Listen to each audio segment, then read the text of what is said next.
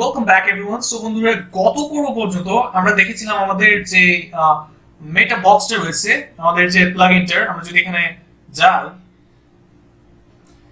এইখানটাতে বন্ধুরা দেখতে পাবো আমাদের যে কাস্টম যে মেটা বক্সটা রয়েছে, সেইটা কি করে করতে হয় এটা আমরা দেখেছিলাম। সো আজকে আমরা যে বিষয়টা দেখবো সেটা হলো আমরা যে কন্ট্যাক্ট ফর্মটা, এই যে এই ফর্মটা আমাদের ডেমো সাইটটাতে যদি দেখি, এরকম একটা ফর্ম কিভাবে আমরা একটা শর্ট কোডের মাধ্যমে ডিসপ্লে করতে পারি সেই বিষয়টা দেখবো। ওকে, সো শর্ট কোড কি, এই বিষয়গুলো কি আস্তে আস্তে আপনারা সিম্পলি বুঝতে পারবেন। আপনাদের অনেকের হয়তোবা মনে আছে, আমরা যখন আমাদের থিম কাস্টমাইজেশন দেখেছিলাম, আমরা আমাদের সাইটে একটা প্লাগইন ইউজ করেছিলাম, কন্ট্যাক্ট, মেবি ওটা নামটা ছিল হচ্ছে ডব্লিউপি ফর্মস অথবা আমরা কন্ট্যাক্ট ফর্মস আগে।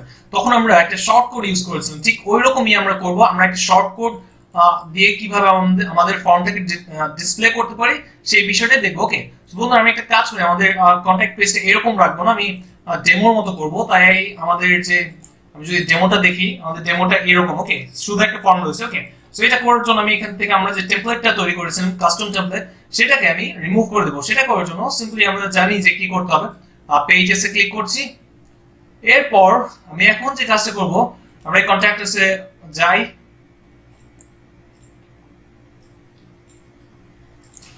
এরপর বন্ধুরা, আমি যদি নিচের দিকে স্ক্রল করে আসি, এইখানটাতে আপনারা দেখতে পাচ্ছেন যে টেমপ্লেট, ডিফল্ট টেমপ্লেট। ওকে, এখান থেকে আমরা কন্ট্যাক্ট স্পেস কাস্টম টেমপ্লেট ছিল, আমরা এটাকে ডিফল্ট টেমপ্লেট করে দিলাম। ওকে, সো এরপর আমি এটাকে আপডেট করে দিলাম। অলরাইট, সো এটাকে আমি লোড দিই কন্ট্যাক্ট পেজটাকে, দেখতে পাচ্ছেন যে এরকম হয়ে গেছে। ওকে, সো একটু পরে আমরা এখানে একটা শর্টকাট বসাবো, সেই শর্টকাটটা দিয়ে আমরা এইখানে একটা এইরকম একটা ফর্ম ডিসপ্লে করব। ওকে, সো সেটা করার জন্য সিম্পলি আমি এখন কোড এডিটরে ব্যাক করছি। এরপর বন্ধুরা, আমি এখন যে কাজটা করব সেটা হলো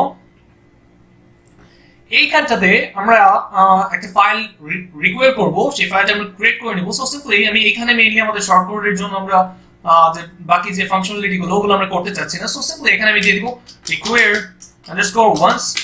once and then এখানে এর ভেতরে আমরা ফাইল যে কনস্ট্যান্টটা রয়েছে, সরি বন্ধুরা, এখানে আমরা _file and then এখানে আমি ডট দিয়ে এখানে কনক্যাটিনেট করব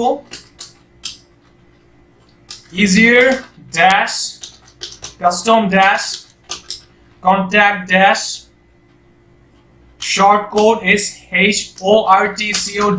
shortcode.php. okay, and then আমরা এই ফাইলটাকে আমরা ক্রিয়েট করে নিব। ওকে, সো সিম্পলি আমি এটাকে ক্রিয়েট করি, এটাকে নামটা আমি কপি করি, আমরা আমাদের এই যে প্লাগইনের যে ফোল্ডারটা রয়েছে সেটার ভেতরে ক্রিয়েট করব। ওকে, অলরাইট, সো এখানে আমি একটা নিউ ফাইল নিচ্ছি and then এখানে আমি এটাকে ক্রিয়েট করে ফেললাম। ওকে, এই নামে আমি এটাকে ক্রিয়েট করে ফেললাম। তো এরপর এখন এখানে যে কাজটা করব সেটা হলো এইখানটাতে অবশ্যই আমাদের একটা পিএইচপি ব্লক নিতে হবে, পিএইচপি। ওকে, এরপর এখানে আমি কমেন্ট করব function, functf function sunset underscore contact underscore form. ওকে, সো সিম্পলি এরপর বন্ধুরা যে কাজটা করবো, এখানে আমি একটা অ্যাড শর্টকাট দেব, অ্যাড শর্টকাট। এরপর এখানে আমরা স্ট্রিংটা দেব, আমাদের শর্টকাটের নামটা দেব। আমি এখানে দিয়ে দিচ্ছি কন্ট্যাক্ট, আমি কন্ট্যাক্ট না দিয়ে আমি এখানে একটা কাজ করি easier underscore contact underscore form. ওকে, দেন এখানটাতে আমাদের এই ফাংশনের নামটা অবশ্যই দিয়ে দেব, আমাদের যে কল ব্যাক ফাংশনটা আমরা ক্রিয়েট করেছি। ওকে, এর ভেতরে এখন আমরা মেইনলি কাজগুলো করব। ওকে, সো সিম্পলি আমি এখানে একটু স্পেস দিয়ে নিচ্ছি। ওকে, সো একটু একটা ট্যাব দিয়ে ইন্টারেক্ট করে নিলাম। দেন বন্ধুরা, এখানে আমি একটু কমেন্ট করে নেই contact underscore form. Okay, and then আমাদের এই প্যারামিটারে দুটো ভেরিয়েবল দেব, atts comma and then content equal to null. Okay, alright, so and then আমরা এখন এখানে যে কাজটা করব সেটা হলো এখানে আমি একটা কমেন্ট দিচ্ছি get the attributes attribute. Okay, and then আমি এখানে atts এই ভেরিয়েবলটাকে নিলাম and then এটাকে equals to short is shortcode shortcode atts. ওকে, এরপর এখানে আমরা পেজ দেব, দেন আমাদের তিনটে প্যারামিটার পাস করতে হবে। ওকে, সো সিম্পলি এখন যে কাজটা করব সেটা হলো আমি এট ফার্স্ট এইখানটাতে আমাদের যে শর্টকাটটা সেটা দিয়ে নিই easier contact form. অলরাইট, আমি অবশ্যই এখানে সেমিকোলন ইউজ করতে হবে। দেন বন্ধুরা আমি আমাদের এখানে অ্যারে হবে, অ্যারে দিয়ে দিব এবং কি এখানে আমাদের attts ভেরিয়েবলটাকে দিয়ে দিব। ওকে, attts অলরাইট। এন্ড দেন বন্ধুরা এখানে আমি একটা কাজ করি, এগুলোকে স্পেস দিয়ে নিই। অলরাইট, এইখানটাতে ওকে, সো ঠিক আছে। এখন মেইনলি বন্ধুরা আমাদের এখানে একটা জিনিস কিছু একটা রিটার্ন করতে হবে। আমি এখানে রিটার্ন করছি, আমি এখানে রিটার্ন করব হচ্ছে আমি এখানে প্রথমে কমেন্ট করে নেই রিটার্ন। এখান থেকে মেইনলি আমরা ফরম্যাট যে মার্কআপটা সেটাকে রিটার্ন করব HTML। ওকে, সো এরপর আমি এখন যে কাজটা করব এখানে ob_start। অলরাইট, সো আমি এখানে স্পেস না দিলাম। এরপর এখানে আমি রিকোয়ার করব একটা টেমপ্লেট, আমরা আমাদের HTML টা এখানে লিখব না। ওকে, এর জন্য এই ob_startটা নেয়া। এই বিষয়গুলো আপনারা জানেন যারা PHP শিখে এসেছেন। ওকে, সো সিম্পলি আমি এখানে ইনক্লুড করছি include। ওকে, দেন এখানে কোটেশন দিয়ে আমি এখানে লিখব টেমপ্লেটস নামে একটা ফোল্ডারের ভিতরে আমাদের contact-form.php। ওকে, দেন আমি এখানে সেমিকোলন দিচ্ছি। এন্ড দেন আমরা এখানে রিটার্ন করব হচ্ছে ob_get_clean। ওকে, অলরাইট বন্ধুরা, সো এখন যে কাজটা করব সিম্পলি আমি আমাদের এখানে একটা ফোল্ডার ক্রিয়েট করব। এট ফার্স্ট ফোল্ডারটার নাম দিয়ে দিই এখানে টেমপ্লেট টেমপ্লেটের ভেতর ফোল্ডারটার নাম অবশ্যই এখানে যেটা দেব আমি এখানে যেটাকে ইনক্লুড করেছি এটাই দিচ্ছি। ওকে, এরপর আমরা contact-form.php। ওকে, এইটাকে দিয়ে দিব নিউ ফাইল। অলরাইট, সো এখন এইখানটাতে মেইনলি আমরা আমাদের যে মার্কআপটা হবে সেটা আমরা করব।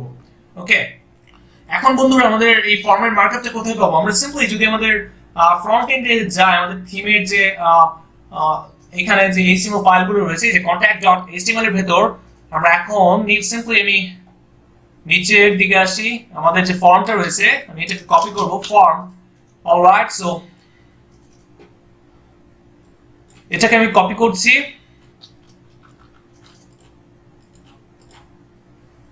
এন্ড দেন এটাকে আমি এখানে পেস্ট করে দিলাম, পুরোটাকে কপি করে HTML মার্কআপটা এখানে পেস্ট করে দিলাম। ওকে, সো এখন আমি এটাকে সিম্পলি একটু ইনডেন্ট করে নিচ্ছি।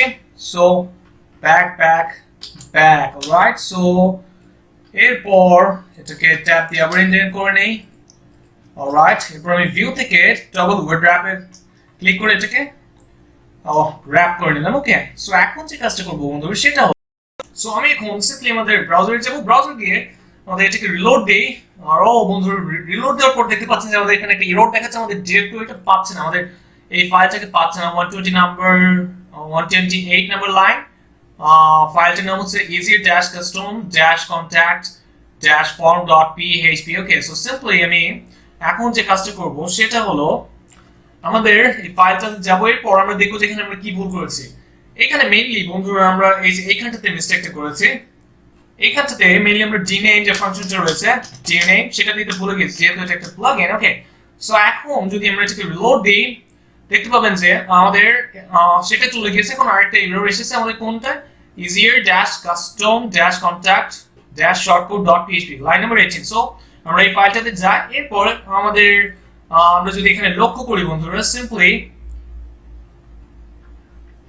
এখানে দেখতে পাচ্ছেন যে আমাদের রিটার্নের স্পেলিংটা মিস্টেক হয়েছে। সো এখানে আমি সিম্পলি এটাকে ঠিক করে দেব RETURN return. Okay, return and then simply আমি এটাকে রিলোড দিই। অলরাইট, এরপর দেখতে পাচ্ছেন যে আরো একটা এরর, শুধু এরর আর এরর, আমাদের এটা unexpected end of file error দেখাচ্ছে, এটা লাইন নাম্বার 25।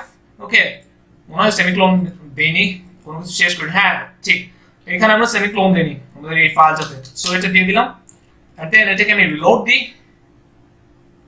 অলরাইট, এরপর আমি কন্ট্যাক্টস পেজে যাই।